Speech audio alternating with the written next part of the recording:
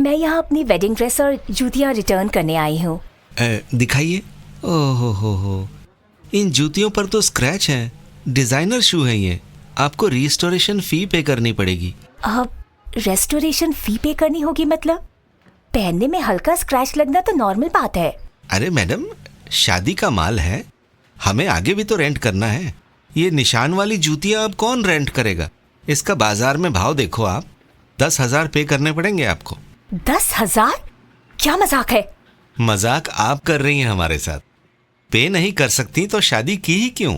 ना ही अदिति के पास इतने पैसे थे और ना ही उसने अपनी मर्जी से शादी की थी, लेकिन किसी को भी अदिति को इस तरह जलील करने का कोई हक नहीं था।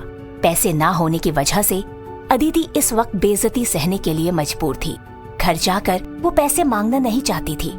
उसे लग रहा था कि कोमल और संजना ने जानबूझ के उसे इस मुसीबत में फंसाया है। अब क्या करूं?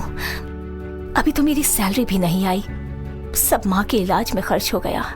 जरूर ये स्क्रैच संजना ने ही लगाए होंगे। अच्छा हुआ ड्रेस बच गई, नहीं तो इसका भी पैसा देना पड़ जाता।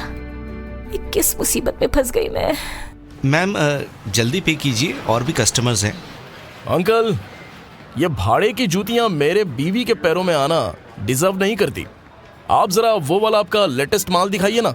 अदिति ने पीछे मुड़कर देखा, वहाँ रेहान खड़ा था। अदिति को इस वक्त सहारे की जरूरत थी और रेहान को वहाँ देखकर उसने राहत की सांस ली। सर, वो लाख रुपए वाला लिमिटेड एडिशन है। मेरी वाइफ भी तो लिमिटेड एडिशन है, दे दीजिए, हम तो वही लेंगे अभी। लेकिन रेहान, 1 लाख रुपए बहुत ज्यादा होते हैं। फिजूल में मुझ पर पैसे खर्च करने की जरूरत नहीं है, प्लीज। डियर वाइफ, तुम मुझे टोक नहीं सकती। वेडिंग गिफ्ट की प्राइस मैं डिसाइड करूंगा, ठीक है? वेडिंग गिफ्ट की बात कहकर रेहान ने अदिति का दिल जीत लिया। स्टोर स्टाफ का मुंह भी अब बंद हो गया। मैम, आपका शू साइज? 7 नंबर का शूज लाओ। इससे पहले कि अदिति जवाब देती, रेहान बोल पड़ा था। आपको मेरे पैर का साइज कैसे पता? हस्बैंड हूं, तुम्हारा हर साइज तो पता रहेगा ही ना। रेहान की नॉटी बातें सुनकर अदिति ब्लश करने लगी। तभी स्टोर स्टाफ वो इम्पोर्टेड शूज लेकर आ गया। रेहान की जिद के आगे अदिति की एक नहीं चली। अब खड़े ही रहोगे या ये लॉन्ग बूट्स पहनाने में मदद भी करोगे? लगता है तुम्हारे मैनेजर से कंप्लेंट करनी पड़ेगी। अच्छा रुको, ये काम भी मैं ही कर देता हूँ। रेहान अपने एक घुटने पर बैठा और उसने अदिति की सैंडल निकालकर उसका पैर अपने घुटने पर रख लिया। स्टाफ भी रेहान के इस जेस्चर को देखकर हैरान था। बड़े सलीके से रेहान ने अदिति के पैरों में वो बूट्स पहनाकर उनके लेसेस बांध दिए। फैंटास्टिक, अब इन बूट्स को इनकी सही जगह मिल गई है। स्टाफ ने रेहान से जूतियों पर स्क्रैच के कोई भी पैसे नहीं लिए। अन्य लेटेस्ट बूट्स में अदिति को लेकर रेहान उसे लंच के लिए एक आलीशान रेस्टोरेंट में ले आया।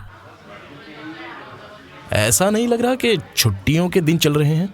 हाँ, सो तो है, पर रेहान, आपके पास भी फिजूल पैसे तो नहीं है ना?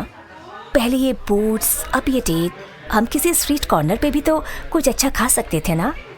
ठीक है, अगली बार किसी ठेले पे मिसल पाव खिला दूंगा। पर ये किसने कहा तुमसे कि मेरे पास फिजूल पैसे हैं या नहीं? मुझे कुछ नहीं पता, बस शादी से पहले लोगों से आपके बारे में सुनकर डर गई थी। अब जब तक साथ रहना है, हमें फाइनेंशियली प्लानिंग तो करनी होगी ना। मेरे कुछ इंटरव्यूज लाइनअप है, अच्छा पैकेज मिल जाए बस।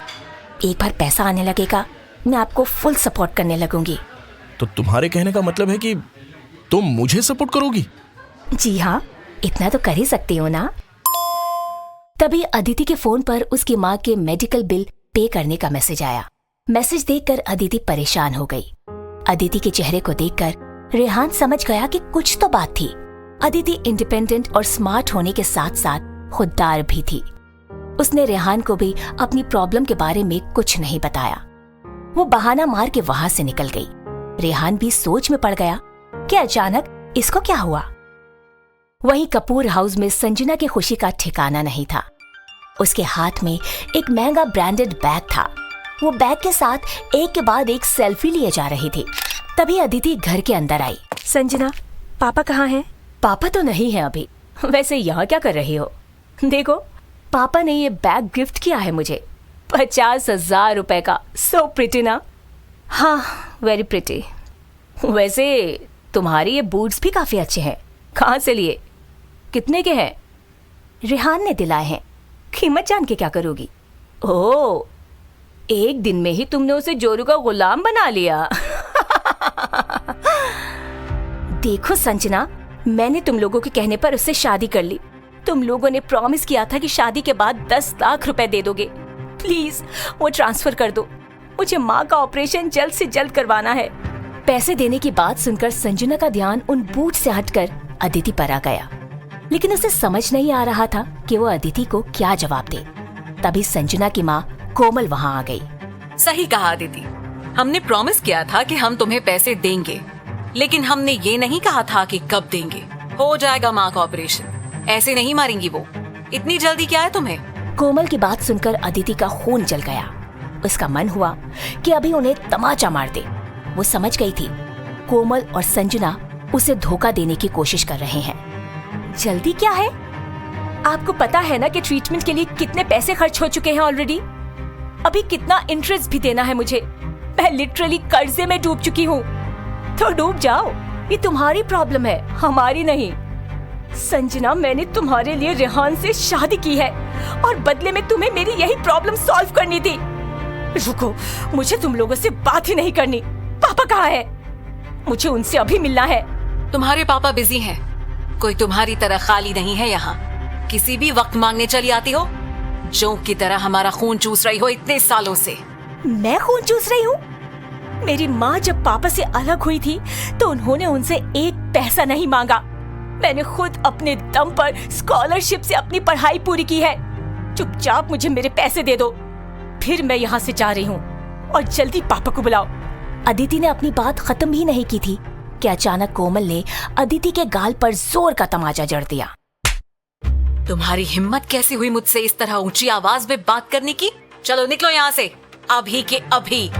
कोमल ने अदिति को धक्के मारकर घर से बाहर निकाल दिया। इस घर का दरवाजा अब उसके लिए बंद हो चुका था। वो अपने उतरे हुए चेहरे से घर के बंद दरवाजे को देखती रही। उसकी माँ के जिंदा रहने की उम्मीद अब ना के बराबर थी।